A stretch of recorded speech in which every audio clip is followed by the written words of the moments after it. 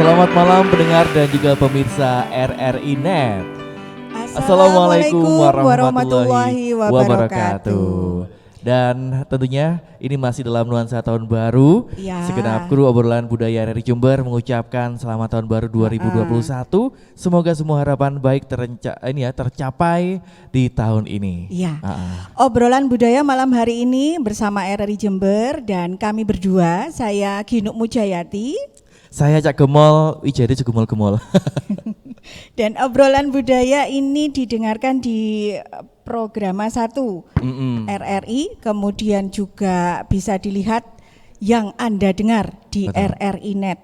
Caranya gimana, Cak? Caranya kita tinggal ini ya, kalau di RRI Net bisa pakai UCTV atau juga bisa pakai RRI Play Go gitu. Dan sekarang di TV-TV berjaringan sudah ada gitu. Dan juga bisa disajikan nanti di channel YouTube kita nih. Yuk, Ya. Gino. Di sawah ada burung nuri. Obrolan budaya, yuk kita mulai. Cakep.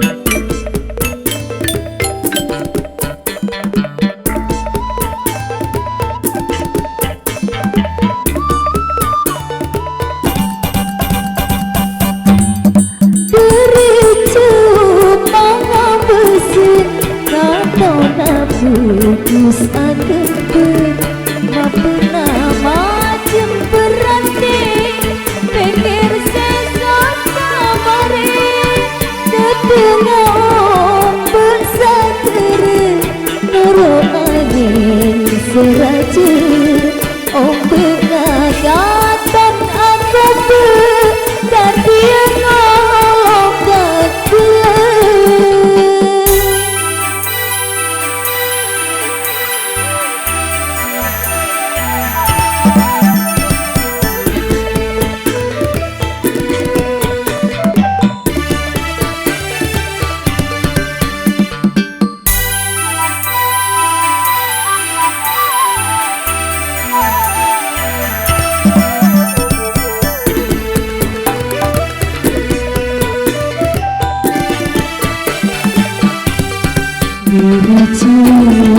menjadi seorang seterusnya tuan satu jena otur dikempun arena aturnya berdolar waktu ulajak cibuna ampun kasebut kalau tak kacareta salah jenah beri cuma besin kata putus aku pernah macam berhenti pikir sesat samare ketengah bersakere nuru angin seraja ombak nagatan aku berganti nolokat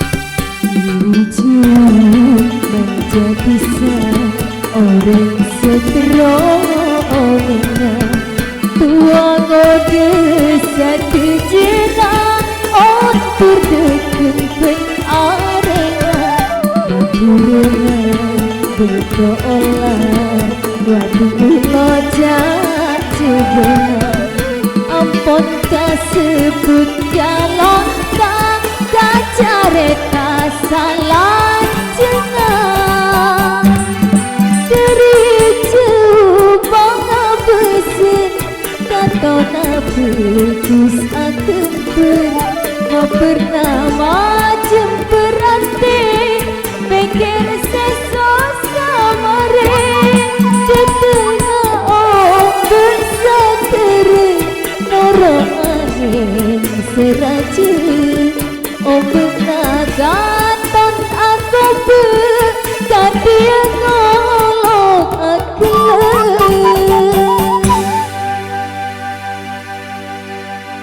Waduh.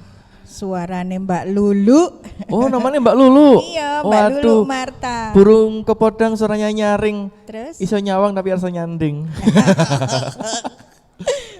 Lali Mantap. aku nang mau nak telu. Ini anu Cak, grup New Rainbow. New Rainbow. Ha-ha. Kenapa yang gondrong cuma pemain suling saja? Loh, siapa bilang? Rainbow kan gondrong-gondrong. Oh iya kan? Mm-mm. Beda, Iya. itu kan Rambo. Oh, Rambo Tulisannya ini. Rambo, iki Rembo. Rainbow. Remaja apa? Kang Pandi. Maju sedikit Kang. Pakai mic. Rembo itu singkatan apa Kang? Remaja Bulangan. Hah? Bulangan. Bulangan. Ya, dusun Bulangan Lengkong. mana Pak? Dusun yang ada di Desa Lengkong. Oh Lengkong. Mohon maaf saya kelamaan di Australia Pak. Lengkong nih Jauh-jauh dari Lengkong. dekatnya iya. bandara ya. Oke, itu alhamdulillah. Kang Pandi. Oh Kang Pandi nih bagian suling. Iya. Oke. Beliau ini yang anu loh Cak, biasa ngelatih apa? Apa jenenge? Grup patrol-patrol Oh. sak Jember. Wow. Iya. Jadi beliau ini juga bisa dikatakan master dan juga maestro nampaknya. Insya Allah. Oke. Didampingi Kang Rizko. Wah. Ini Matur nuwun hadir juga. sering ketemu di mantenan ya. Iya Cak Oke. Gemal. Ntar Hari ini- vokalisnya Mbak Lulu tadi ya. Iya ya. Oke ya. Ya Allah, ada pantun lagi untuk Mbak Lulu. Cukup satu aja jangan banyak-banyak. Iya. Cak Gemal Oke, kita inggih. kedatangan tamu-tamu istimewa loh hari ini loh ya. Alhamdulillahirrahmanirrahim. Di awal tahun kita dapat tamu istimewa sekali. Ini Alhamdulillah. benar-benar luar biasa sekali gitu ya. Oke siapa? Ayo kita perkenalkan. Iya. Oh, salam dulu. Oh iya. Assalamualaikum Assalamualaikum. warahmatullahi wabarakatuh. Waalaikumsalam warahmatullahi Ya wabarakatuh. kan, Waduh. repot kalau pakai ini, Cak. Uh, Oh, aku loh Tapi kadang bagaimana lagi ini? kudu dijengat no ora, jengat no ora. Namanya juga kan di tatanan kehidupan baru atau new normal, bagaimanapun kita ya harus dengan segala kerepotan tapi dengan kenyamanan pastinya. Iya. Gitu. Yang pertama ini ada Gus Firjon. Ayo siapa yang tidak kenal beliau? Ya insya Allah orang Jember udah paham semua beliau. Kiai Haji Muhammad Balya Firjon Barlaman. Beliau ini adalah pengasuh Pondok Pesantren As-Sidiki Putra. Dan beliau adalah putra Kiai Haji Ahmad Sidik Wah alhamdulillah. dari Talangsari, Cak. Waduh paling jauh Pak ya? Sini situ. 2 jam. Kalau muter Wuluhan Pak. Yang Nggih. kedua. Matur nuwun sudah hadir. Oke, Kemudian yang kedua Bapak Zainullah Ahmad. Nah, ini juga jauh, Cak, dari Gunung Rambi. Mah, Mana mana? Gunung Rambi? Gunung Rambi Pak. Oh Bangsal-Sari. Bangsal-Sari. Mulai Nggih. kapan ke Rambi ada gunung? Ini menarik, beliau Kepala Sekolah SMP PGRI 1 Rambi Puji. Oh Terus iya, iya. juga dari Forum Komunitas Batara Sabto Prabu Jember. Ini kumpulan guru-guru sejarah. Iya berarti masih ada hubungan dengan Aling Dharma Pak ya? Oke.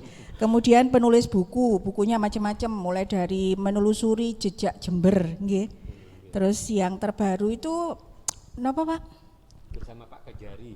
Nggih. Oh, Tentang Anu, Hadiaksa mic-nya, Pak. Pakai mikrofon Pak? Mic-nya, Pak. Pakai Kurang mikrofon? dekat. Dalam? Pakai Mic-nya. mikrofon? Oh nggih. Ya bersama? Pak Kajari Jember, Pak Prima. Oke. Yang terakhir iya. itu. Oke. Ini kayaknya lebih enak dimasukkan ke dalam Pak, biar dengar suaranya. Nah, oke.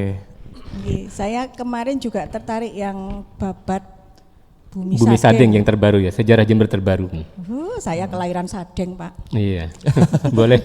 Sarden ya? Sadeng. Oh ini sarden. Sarden. Aja kita Oke, mulai. kali ini tamu kita cukup spesial sekali ini pemirsa RRI.net. Jadi kita bahasanya akan membahas tentang Jember kedepannya di era tatanan kehidupan baru. Kita tahu juga nih ya, kalau 2020 emang waduh penuh dengan banyak hal, tantangan dan juga mungkin beberapa hal yang harus kita hadapi dengan baik dan juga bijaksana pastinya. Iya, terutama di dunia pendidikan. Nah, mungkin dari Gus Firjon dulu. Betul. Perubahan besar tahun kemarin ini, terus situasi sekarang seperti apa, Gus? Ya, di lingkup Anak-anak pondok didiknya, pesantren ya. iya. Heeh.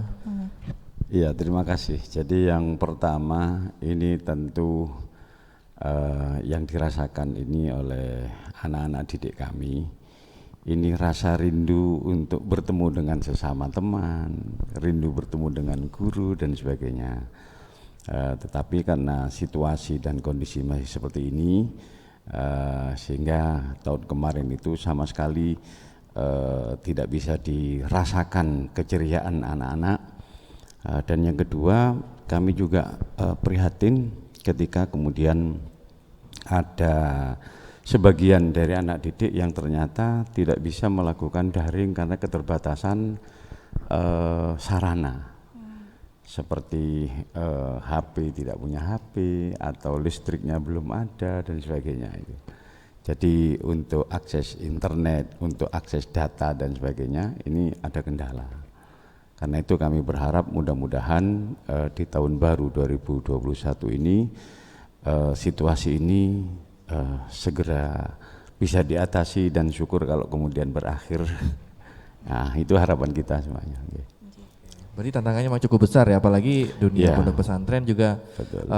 Para santri-santrinya ini ya kadang pegang HP boleh nggak Pak di sana ngomong-ngomong kalau di pondok pesantren? Gimana? Boleh pegang HP atau tidak kalau di Oh pondok? boleh, boleh. Karena itu memang suatu hal yang tidak bisa dihindari, tetapi kita batasi memang. Ada waktu-waktu tertentu yang kemudian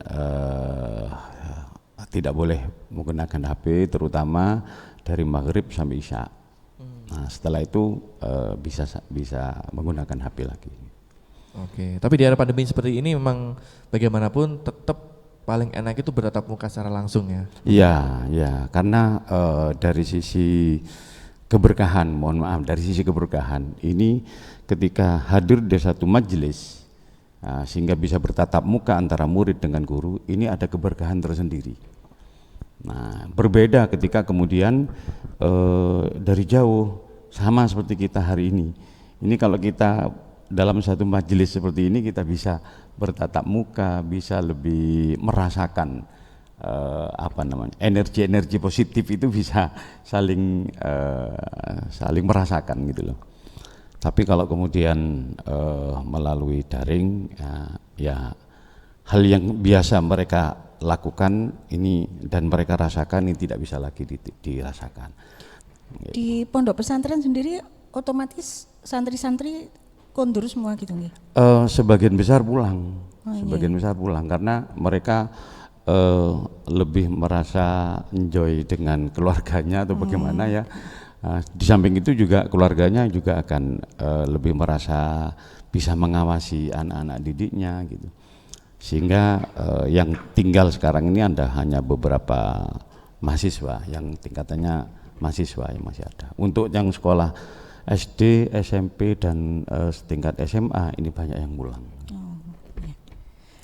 Okay. Bergeser ke Pak Zainul lah, mungkin ceritanya Siap. ada sedikit berbeda, monggo silakan. Iya, Assalamualaikum warahmatullahi wabarakatuh. Nuwun sewu, Gus Firjon.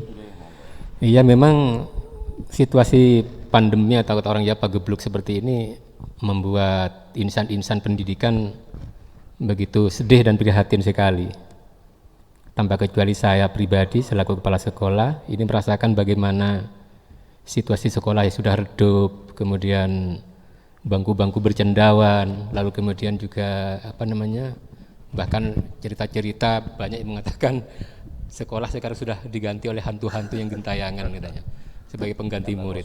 Ya sebenarnya merupakan suatu gambaran bagaimana situasi pagebluk semacam itu. Artinya sebagaimana biasa kan dianjurkan pemerintah dalam hal ini untuk melakukan pembelajaran secara online atau daring, ini tidak terakses kebanyakan. Seperti kami saja mungkin bisa dikatakan di sekolah swasta ini hanya mungkin 65% yang memiliki akses ke Android itu, dan sisa-sisanya ini yang kami kesulitan. Sehingga kami mencari kiat-kiat tertentu yang bagaimanapun agar anak-anak mendapatkan pendidikan secara adil dan merata juga. Dan juga pada guru-guru yang bersangkutan ini, pengajar, mereka juga kehilangan semacam kompetensinya, berkurang otomatis kan, karena kan memang dengan adanya daring ini keleluasaan dalam teknis mengajar juga menjadi semacam kendala yang katakanlah bisa dianggap sebagai jam efektif terganggu atau jet itu, seperti itu. Jadi entah kita hanya bisa berdoa aja bagaimana supaya pandemi cepat berlalu, kemudian juga dan bagaimana pemerintah juga memberikan semacam solusi terbaik. Artinya begini, bagaimanapun memang pendidikan itu penting, daring tatap muka itu penting, tapi mengacu pada keselamatan ya, bersama itu lebih penting lagi sebenarnya, kan begitu intinya. Kami berharap nanti sudah hampir mencapai setahun pandemi ini, pembelajaran yang kami lakukan oleh guru-guru ya, itu meskipun mungkin tidak seefektif seperti biasanya, anak-anak tetap diharapkan bisa tetap semangat mengikutinya, meskipun dengan katakanlah dengan akses-akses terbatas seperti itu tadi. Ada mungkin tips khusus dari jenengan khususnya nggih, apa untuk bisa mewadahi anak-anak yang posisinya jauh, kemudian tidak bisa mengakses seperti tadi yang disampaikan? Oh iya. Apakah ada guru berkunjung ke rumah atau bagaimana? Memang kami melakukan kunjungan ke rumah-rumah siswa yang tidak kena akses itu dengan mengantarkan tugas sebagaimana biasa. Tapi tentu tugasnya memang juga terbatas karena kami kan dibatasi oleh suasana yang mencekam seperti ini. Yang penting siswa sudah terlayani dengan baik intinya, daripada tidak sama sekali kan begitu. Kami memang memiliki siswa-siswa yang jauh di pedesaan, di pelosok dan sebagainya. Dan juga sebagian juga di pondok pesantren yang tentu tidak sama dengan yang di reguler atau di induk seperti itu. Oke. Nah, kalau yang di pondok pesantren gimana nih Gus Firjon? Kontrol kepada siswanya nih, para santri dari para pengajar di pondok ketika di masa seperti ini. Jadi di kami itu ada lembaga tersendiri antara pondok dengan lembaga pendidikan. Nah, untuk lembaga pendidikan tetap dilakukan upaya-upaya untuk bisa semaksimal mungkin seluruh siswa ini bisa mengikuti daring ya, pelajaran secara online ini. Nah, salah satunya ketika kemudian ada yang belum memberikan laporan tugas, ini ada bagian tertentu yang menghubungi orang tua. Menghubungi orang tua untuk mengupayakan bagaimana agar anaknya ini tidak terlambat. Misalnya jam pengumpulan tugas itu jam 10 misalnya. Nah, ini sebelum jam itu sudah dikasih tahu. Nah, ini kalau yang di lembaga pendidikan. Kalau kemudian yang di lingkungan pesantren, kami tetap mengadakan kegiatan belajar mengajar, khususnya kitab. Ini tetap kita on off air. Jadi langsung bertatap muka, cuma tetap kita menjaga jarak karena memang kira-kira ada 3 meter mungkin kan ya 3 meteran mungkin kira-kira antara guru dengan dan masing-masing santri itu juga ada jarak gitu.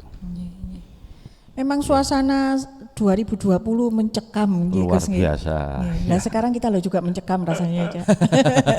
Tegang. Iya, ini pun juga kita memang benar-benar sangat wanti-wanti banget Pak kalau kita mau mengundang narasumber secara langsung. Nah, tapi akhirnya dengan mengikuti protokol kesehatan ya seperti inilah minimal kita menggunakan face shield dan juga kita sudah menyediakan hand sanitizer. Dan juga berjarak ini ya. Ini ada jarak sebenarnya 1 meter kurangnya banyak. Biar enggak tegang kita dengarkan lagu lagi ya. Siap dari New Rainbow. Dari New Rainbow. Mbak Lulu, monggo.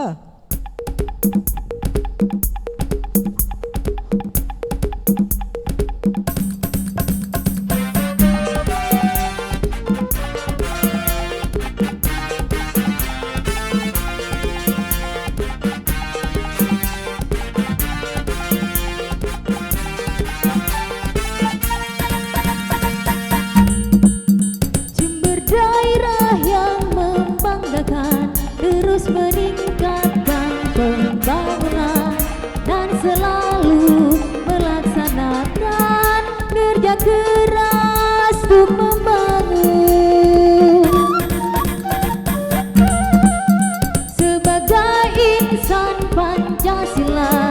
berjuang bersama, bersatu untuk bangsa di kota dan di desanya, makmur dan sejahtera, bersih bersih, indah aman, masyarakat hidup tenang, bersih bersih, indah aman, masyarakat bahagia.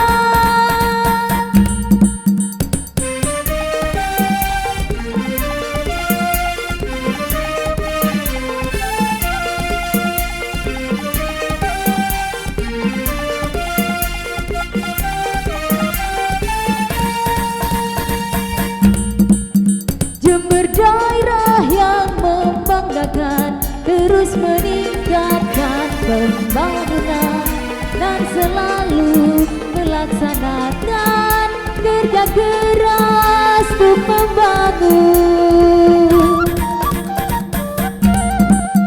Petani, pedagang, nelayan, buruh, senimannya, serentak untuk bangsanya, serempak untuk membela demi Jember terbina.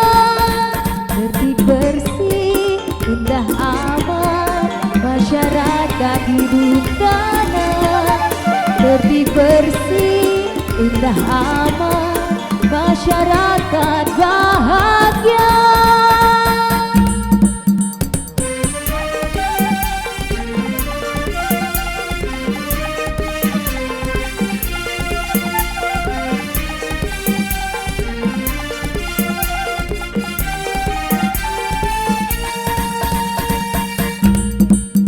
Jember daerah yang membanggakan, terus meningkatkan pembangunan dan selalu melaksanakan kerja keras untuk membangun. Sebagai insan Pancasila, buruh senimannya, serentak untuk membela, serempak untuk bangsanya, demi Jember terbina.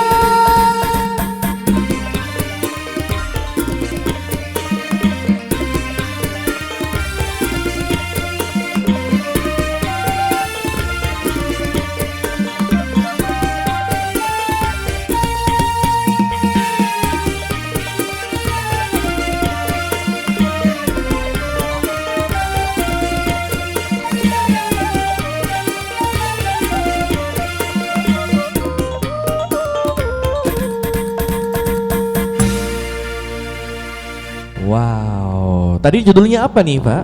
Yang ini Jember Judulnya- terbina. Oh, Jember terbina, tertib, bersih, indah dan aman. Iya. Oke. Kang Pandi, aku pengen tahu Kang, ini kan 2020 kemarin tuh bagaimana ceritanya para seniman Job-jobannya gimana musik Pak? tradisional terutama? Ya banyak kendala di sana sini, Oh, terutama job yang biasanya rame jadi kurang. Waduh, berapa ini kalau penurunannya berapa persen ngomong-ngomong? Kalau persentase? Sekitar 60%. 60% lumayan ya. Ya. Kalau biasa yang hilang itu 60%, sisanya 40 atau? Iya, sampai di situ. Iya. Sampai di situ hilangnya. Waduh, berarti kalau mungkin dalam satu bulan nih penghasilan dari musisi ini 100 juta, kehilangannya Misalnya. 60 juta Pak ya? Masih ada 40 juta loh Pak? Relatif lah Mas. Relatif ya. Oke, tapi yang pasti ya kita sama-sama ini ya prihatin ya. Ya, sangat prihatin sekali, sangat. Waduh. Di luar dari pandemi COVID-19, musik tradisional di Jember itu gimana Kang? Cerita ayo. Buka-bukaan Ya, aja masih. Kang, buka-bukaan wes ayo. Masih alhamdulillah untuk Kabupaten Jember, untuk musik patrol ada wadah namanya Paguyuban Musik Patrol Kabupaten Jember. Wah, mumpung dengerin sama Gus Firjon. Mumpung Oh, iya. dengerin. Ya Apa mudah-mudahan maksudmu Mas. Cak? Enggak apa-apa. Jadi gimana? Kemudian Ya, alhamdulillah Dinas Pariwisata juga sudah terjun di dalamnya. Demikian. Oh ada paguyubannya. Ya. Alhamdulillah sudah terdaftar, cuma sebagian kecil masih belum. Yang desa-desa agak jauh itu masih belum terdaftar. Saya itu dengar bocoran Cak Gemul. Gimana bocornya? Kang Pandi itu ngelatih, wah wis arek-arek saiki ku hasilnya Kang Pandi ngono. Oh. Mulai tahun berapa jenengan ngelatih? Saya tahun 93 sudah di Musik Patrol. 93 sudah Iya. di Musik Patrol, saya masih kelas Kelas 3 berapa? SD. Iya. Yes. Iya. Oke, tapi yang pasti memang ini ya, Musik Patrol memang sangat benar-benar perlu digalakkan terus agar juga tidak tertinggal oleh ini. Sekarang kan banyak musik-musik modern nih. Iya. Jadi Musik Patrol sebagai musik ini ya khas Jember ya. Betul sekali. Kami Kebanggaan sangat Jember. kesulitan, Kang. Jika cari untuk melestarikan musik patrol yang memang khas kesenian Jember, sulit untuk mencari regenerasi. Karena teman-teman sekarang yang muda lebih ke genre yang lain. Tidak mau untuk musik patrolnya ini ketinggalan nanti kalau tidak dilatih begitu. Tapi dengar-dengar di tempat jenengan anak kecil-kecil dilatih semua. Alhamdulillah, sejak SD, SMP juga sudah ada. Wah, Alhamdulillah. sudah Melestarikan sudah punya budaya. bibit-bibit ini ya, penerus lah ibaratnya. Betul. Oke, nanti ngobrol lagi banyak ya. Oke. Yuk kita di sini masih dalam acara obrolan budaya di malam hari ini disiarkan di RRI Net pastinya dari RRI Jember. Ya. Sudah hadir narasumber kita tadi, Iya. mungkin bisa dikenalkan lagi. Hei, sudah. Ada Gus Firjon, kemudian ada Pak Zainullah. Oke. Saiki ngomong apa, Cak? Saking ngomong tentang ini loh, tentang Pandemi loh. pandemi. Yang membuat mencekam dari semua segi pokoknya ya, sisi-sisi Waduh. kehidupan itu. Dan seluruh dunia pastinya. Ke Pak Zainullah dulu mungkin.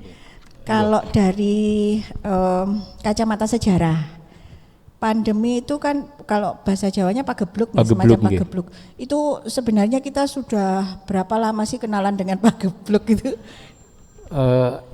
Begini, kalau dalam konteks sejarah ini pagebluk ini semenjak manusia ada, mulai zaman Paleolitikum, kemudian masa klasik, masa Hindu-Buddha, kemudian Islam, kolonial hingga masa modern ini. Kita kalau melihat pada masa prasejarah bagaimana dalam relief-relief di gua-gua untuk mencegah datangnya penyakit yang seperti katakanlah sampar dan sebagainya, itu ada ritual-ritual khusus yang digambarkan pada gua-gua dan sebagainya itu untuk mencegahnya.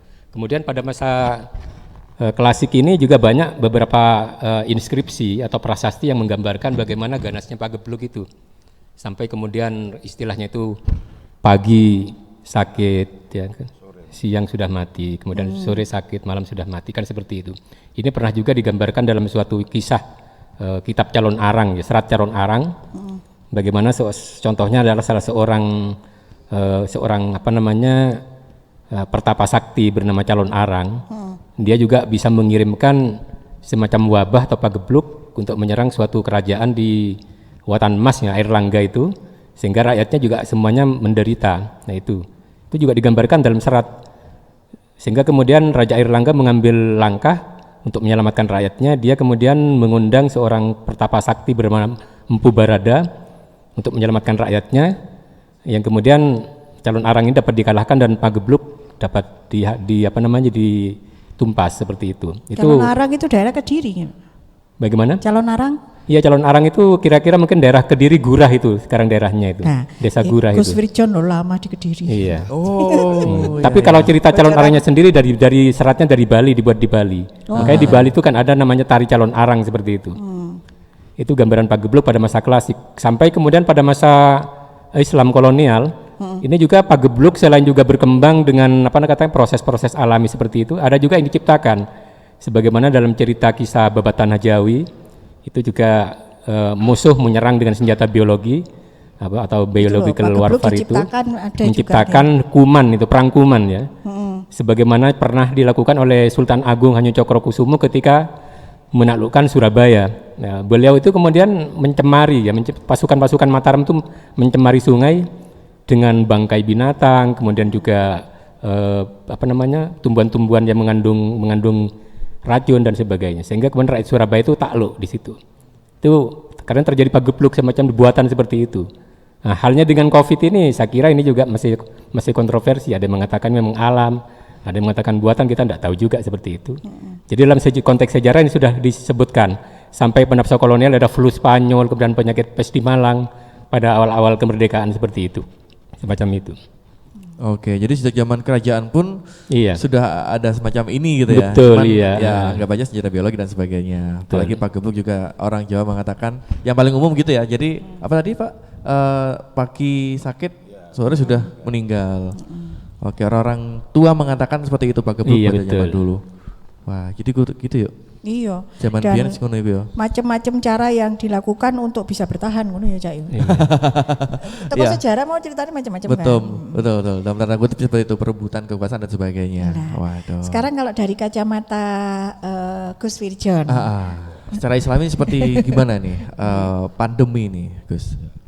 Jadi ada ungkapan yang menarik tadi yang disampaikan oleh Pak Zen, bahwa ada istilahnya Pak Gebluk yang kemudian digambarkan pagi kena, kemudian sore meninggal dalam waktu yang relatif cepat. Saya kira soal pandemi COVID-19 ini sedikit berbeda mungkin ya. Tentang kontroversi itu urusan lain lah ya. Tapi bagaimana cara kemudian mengatasinya misalnya ya. Jadi tadi ada ungkapan yang menarik melibatkan pertapa sakti. Nah, Wah, ini. artinya apa? Artinya bahwa upaya lahiriah saja ini tidak cukup bagi saya. Jadi itu tetap perlu dilakukan dengan 3M untuk mencuci, kemudian pakai masker, kemudian menjaga jarak dan sebagainya, juga menjaga pola hidup bersih, pola hidup sehat misalnya. Bentuk Tapi ikhtiar juga ini Gus. ada lagi ikhtiar itu kan masih ikhtiar lahiriah. Ada lagi yang menurut saya ini penting walaupun ini mungkin dianggap sepele, yaitu upaya batiniah. Upaya? Upaya batiniah. Batiniah. Ya. Jadi upaya batiniah. Tadi kan ada ungkapan pertapa sakti. Ini pertapa sakti ini kan tentu urusannya dengan soal urusan dengan langit ini istilahnya. Betul. Jadi terlepas kontroversi yang jelas COVID ini ada. Nah, karena itu upaya yang lahiriah sudah dilakukan sedemikian maksimal. Nah, dan sudah ada kebiasaan baru dari masyarakat sekarang ini keluar sudah mulai pakai masker dan sebagainya, walaupun masih ada mungkin persentasenya tidak terlalu banyak lah ya yang tidak pakai masker. Tetapi upaya batinnya ini saya kira perlu untuk mengingatkan bahwa kita ini punya Tuhan, punya Pangeran.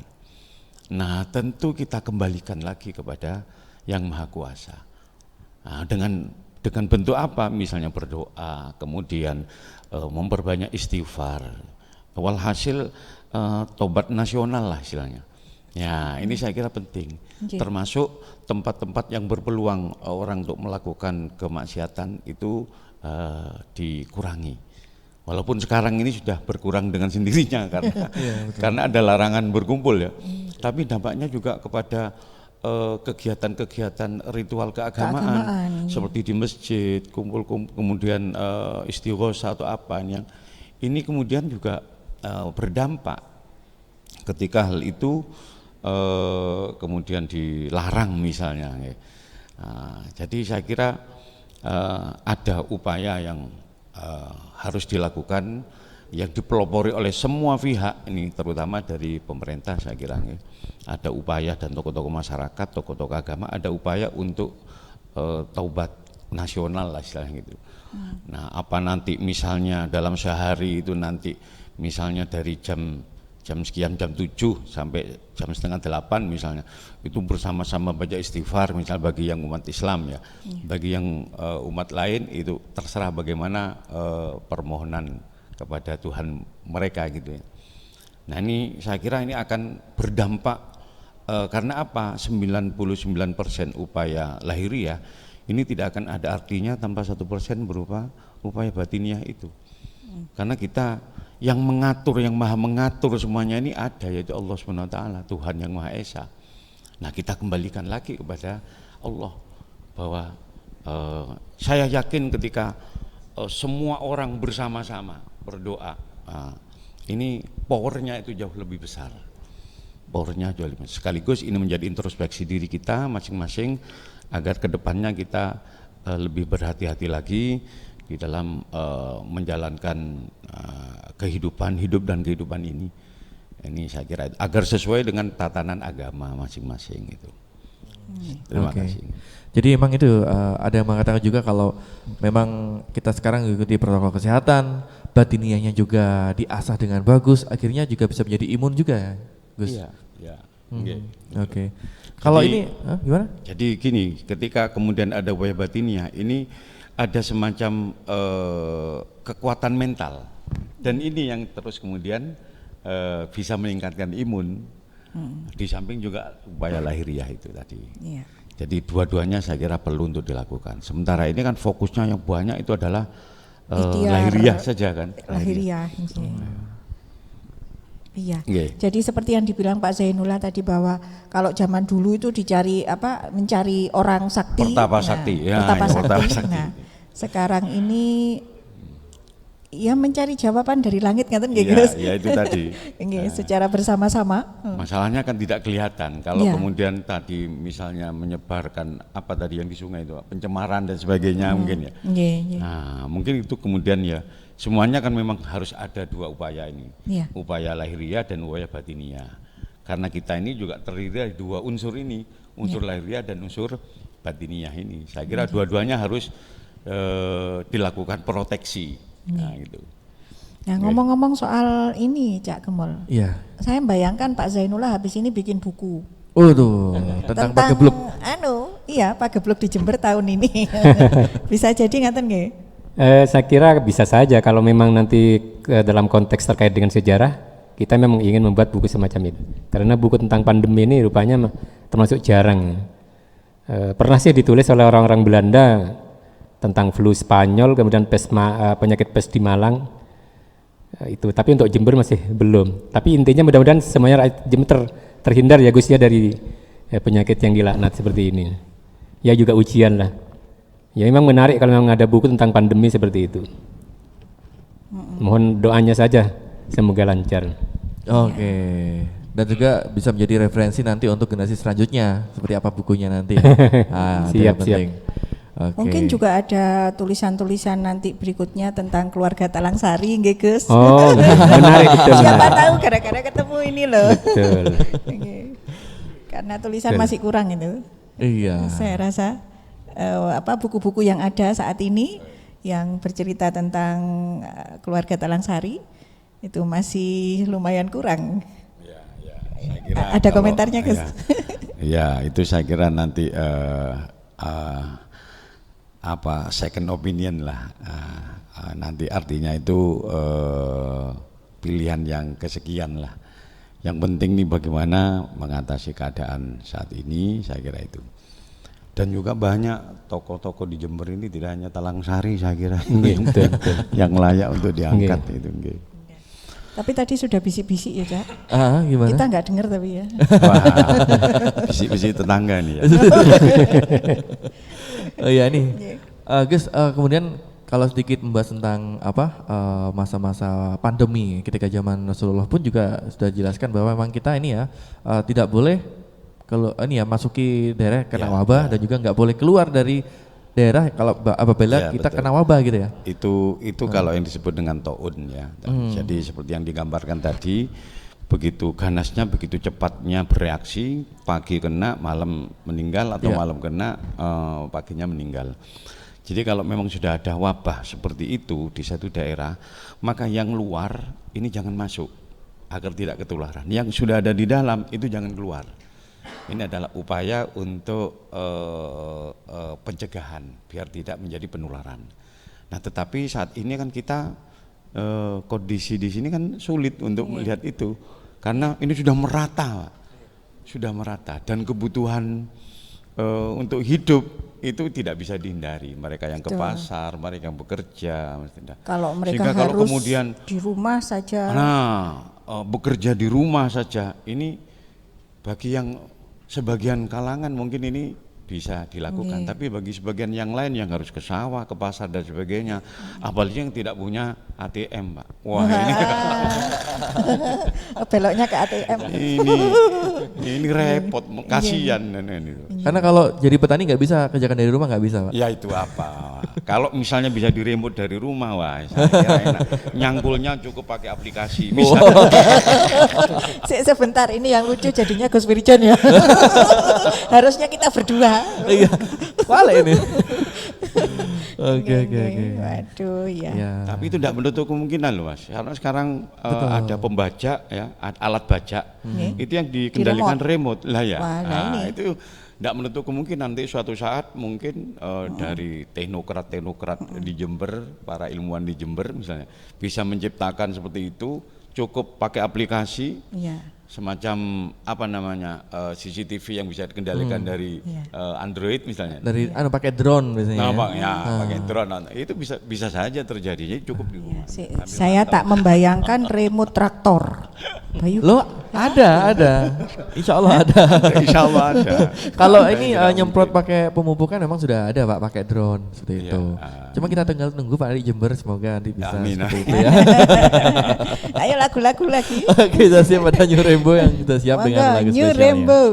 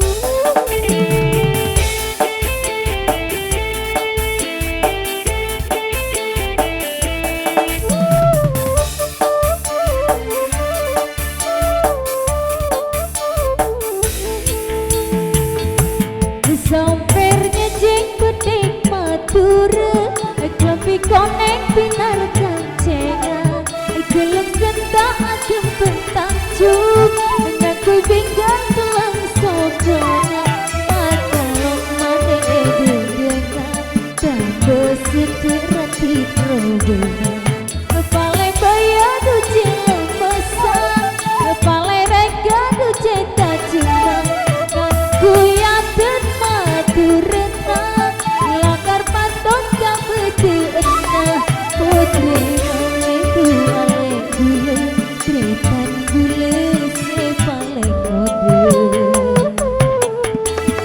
angin depati salah gerong di mendure satu remabin aku cukup berkretan setuju.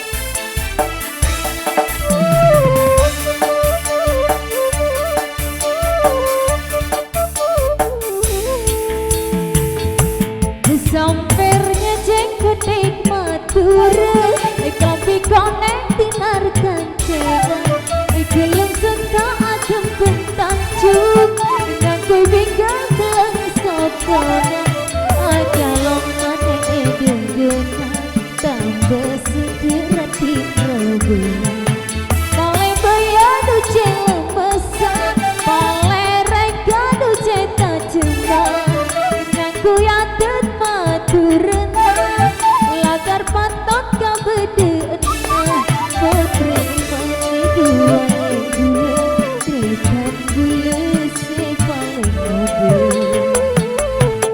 aduh angin depati salah gerong di mature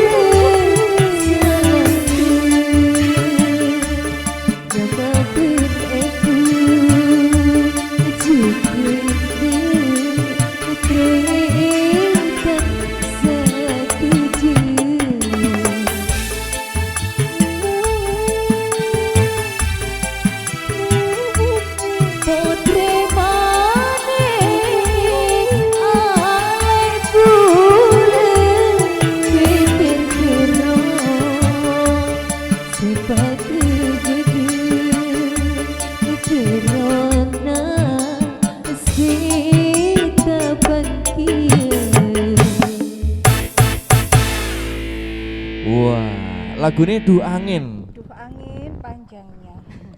Ini dimasukkan ke dalam. Tiba-tiba naik aja. Wes Iya, muni. Du Angin ini kalau boleh tahu Mbak Lulu bercerita tentang apa nih Du Angin? Yuk angin. Mbak Lulu pegang mic-nya. Pegang mic-nya mana? Nah. Ada ya. pertanyaan Cak Kemal? Ada. Iya, mau jawab yang mana ini Mbak Lulu atau kok malu-malu sama saya atau gimana? Tahu nggak kera apa yang harus dimusnahkan? Keraguan untuk melamarmu, bukan ya? Ya Mbak Lulu. Duh Angin. Ini Kecepetan ngomongnya, Cak. bercerita tentang apa? Duh angin bercerita Om tentang ya? apa? Iya akhirnya yang Tentang jawab ini angin. siapa ya? Itu merupakan apa namanya titip salam. Jadi alat untuk menitipkan salam. Itu cerita tentang orang yang rindu ya? Salam rindu. Oh, titip salam ke Salam angin, Madura. ngono, Cak. Iya. Kalau kita udah pakai WA Pak. Betul. Oke, jadi emang namanya lagu juga pasti bisa bersyair tentang apapun gitu ya. Sama seperti buku Pak ya. Isinya tentang banyak hal. Oke. Kita masih dalam acara obrolan budaya. Ya. Ini disiarkan sesi yang langsung. terakhir. Sesi yang terakhir ini ya. Dari RRI Jember kali ini di malam hari ini. Dan masih bersama Gus Firjon dan juga Bapak Zainul Ahmad. Oke. Ya, oke. Bahasanya kali ini yuk. Kalau kita tahu sekarang memang banyak sekali bertebaran ini Gus dan juga Pak Firjon. Pak Zainul Ahmad tentang hoax yang beredar. Macam-macam tentang pandemi ini yang beginilah begitulah. Ada lagi yang mengatakan ini Gus yang paling santer ya. Jadi ini orang-orang yang banyak dosa pasti kena COVID. Ini gimana caranya kita menyiasati hal seperti ini dari segi pandang agama ini, Gus? Monggo Gus Firjon. silakan. Iya, ya. Jadi memang ketika ada berita, maka sebelum ada kejelasan kebenaran dari berita itu sebaiknya tidak disebar. Nah, ya, awal dari berita ini kemudian terjadi menyebar kemana-mana, ya mungkin salah satunya akibat diri kita. Kita tidak kontrol berita ini datangnya dari mana. Karena itu budaya di pesantren itu ada istilahnya tabayun, mengklarifikasi benar enggak berita ini. Kalau belum ada kejelasan sebaiknya di keep dulu, tidak disebarkan ini. Nah, sehingga tidak menimbulkan persepsi yang macam-macam. Karena apa? Sesuatu yang tidak benar ketika kemudian dibicarakan oleh banyak orang itu bisa dianggap sebuah kebenaran, padahal itu tidak benar gitu. Dan itu juga salah satunya mungkin akibat dari perilaku kita sendiri, andil kita gitu. Jadi saran saya ya lebih selektif lah untuk memilah-milih berita yang akan disebarkan itu. Lagi belum tentu juga orang berdosa situ. Nah, kalau soal itu saya kira soal pandemi ini ya Rata ya. rata saya kira. Ada satu apa nggih ayat nggih, wattaqu fitnatal la tusibannal ladzina dzalamu minkum khassah. Takutlah kalian terhadap fitnah, cobaan yang tidak hanya menimpa pada orang-orang yang berbuat zalim. Orang yang tidak berbuat zalim pun juga nanti akan terkena dampaknya. Nah, saya kira tidak bisa kemudian diklaim, oh yang kena ini, oh ini banyak dosa. Kita semua ini banyak dosa kok, Pak. Ya, kita ini manusia biasa kan, bukan nabi, bukan rasul yang tidak terhindar dari salah dan dosa.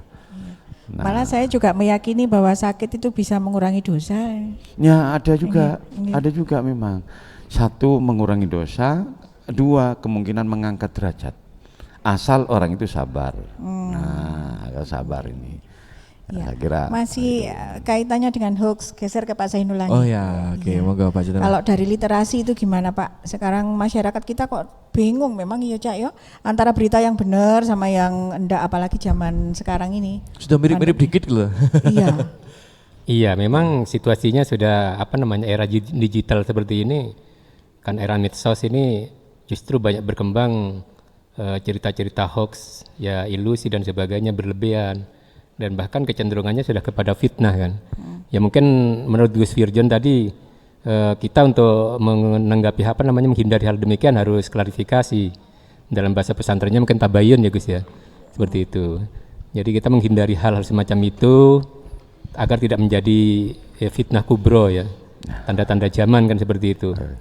Makanya kita harus cerdas sebenarnya. Ada satu hal yang harus dipegang oleh bangsa Indonesia yang sekarang saya katakan sudah mulai memudar, yaitu tentang common sense, itu akal sehat.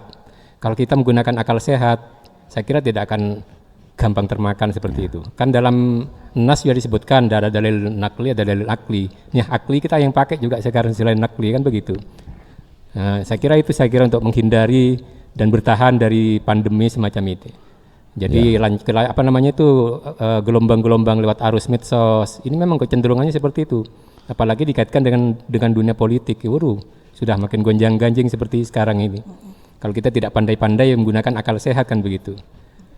ya, mohon maaf ini. Jadi saya kira kebiasaan dari penulis, beliau kan kepala sekolah sekaligus penulis buku ya. Ini bisa menjadi referensi bagi yang lain, karena penulis itu kalau tidak jelas referensinya, betul, dia tidak akan berani menulis. Iya betul. Jadi harus jelas ini sumbernya dari mana dan sebagainya, itu harus jelas, sehingga inilah budaya untuk tabayun. Ini benarkah ini seperti ini datanya? Beliau pasti akan mencari referensinya. Betul. Apalagi sejarawan. Tidak Wajib bisa itu. kemudian berimajinasi. Oh dulu itu begini, ada musik patrol itu karena berawal dari mungkin tidak bisa berimajinasi seperti itu. Harus ada data akurat, bukan begitu Pak? Betul. Nah, harus ada data fakta. Nah, istilahnya no document no history kan begitu. Ya, Iya. Oke, udah jelas sekali ya budayawan. juga kepala sekolah apalagi Pak ya. Ya itu. Oke, nah kita sudah berada di penghujung. Nah ini mungkin ada closing statement dari Gus Firjon terlebih dahulu, utamanya untuk pemirsa Rarinet, khususnya juga untuk warga masyarakat Jember, agar kita bagaimana nih Jember ke depan ini Dan menghadapi seluruh Indonesia, pandemi. seluruh Ya, betul. Indonesia yang menyimak Iya. Rarinet ini. Terima kasih. Jadi saya kira kita harus introspeksi diri. Sudah banyak peringatan-peringatan yang diturunkan oleh Tuhan yang Maha Kuasa ini terhadap kita. Kita harus introspeksi diri, muhasabatun nafsi tentang kesalahan-kesalahan yang telah kita lakukan. Ya tentu kita harus perbaiki dan kita memohon ampun kepada yang Maha Kuasa, serta jadilah orang yang bermanfaat bagi orang lain, walaupun manfaatnya itu sedikit, tapi bermanfaat. Jangan kemudian menjadi orang yang kemudian malah kemudian tidak membawa manfaat bagi orang lain. Saya kira itu mudah-mudahan pandemi COVID-19 ini segera bisa berakhir lah, diangkat oleh Allah SWT, sehingga semuanya termasuk ini budayawan-budayawan, musikus ini biar tidak kemudian 60% kehilangan. Ini juga banyak, tidak hanya itu. Iya. Pengusaha sound itu juga susah sekarang, Pak. Terus kemudian pengusaha terop dan sebagainya. Termasuk penulis ya. belum dibayar royaltinya ya. Penulis juga masuk. Belum dibayar. Iya belum dibayar ya, Masya Allah. Ya saya kira itu mudah-mudahan semuanya selamat dunia akhirat. Ya. Amin. Terima kasih.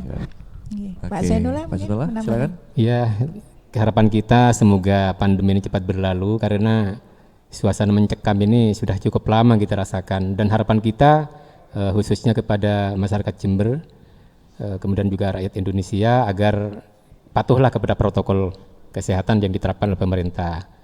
Ini saya kira memang merupakan salah satu cara untuk bertahan. Kalau kita patuh, saya kira pemerintah juga akan cerdas, tidak akan menjerumuskan rakyatnya. Mungkin suatu saat mungkin ada semacam vaksin, ya kita harus patuhi. Dan di situ saya kira salah satu cara untuk menyelamatkan kita bersama-sama. Saya kira itu dari saya, semoga cepat berlalu. Amin, amin ya rabbal alamin. Pokoknya kita harus berikhtiar ya, Betul. ikhtiar lahiriah dan batiniah. Batiniah. Jangan lupa. Oke. Matur nuwun Gus Firjon dan juga Pak Zainul Ahmad. Sama-sama, gitu. Insyaallah kita berjumpa kembali di lain kesempatan ya, dengan bahasan berbeda pastinya. Insyaallah. Oke. Yuk. Ya, pendengar RRI dan pemirsa RRI Net, ngobrol bareng orang-orang istimewa memang ya Cak, kekurangan waktu. Pengennya sehari semalam. Waduh loh, piye to semalam iki acaranya acara. Yang repot sih Gus Firjonnya nanti. Oke, tentunya terima kasih untuk narasumber juga musisi dari New Rainbow. Terima Oke, kasih. Terima kasih juga kru RRI Jember yang luar biasa. Insya Allah kita ketemu lagi pada episode berikutnya. Saya Gino Pujayati. Saya Cak Kemal Wijaya Sukumal. Tutup pamit. Sampai ketemu lagi. Selamat malam dan Wassalamualaikum warahmatullahi wabarakatuh.